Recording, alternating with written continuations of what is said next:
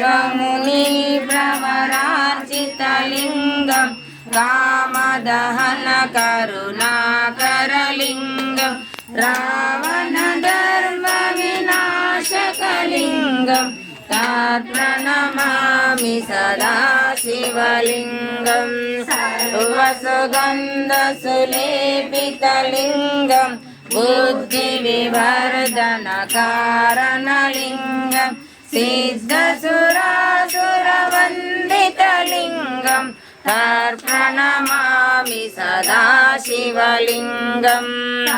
कमहामणिभूषितलिङ्गं फणिपरिवेष्टितशोभितलिङ्गं दक्षसुयज्ञविनाशकलिङ्गं तत्प्रणमामि सदा शिवलिङ्गं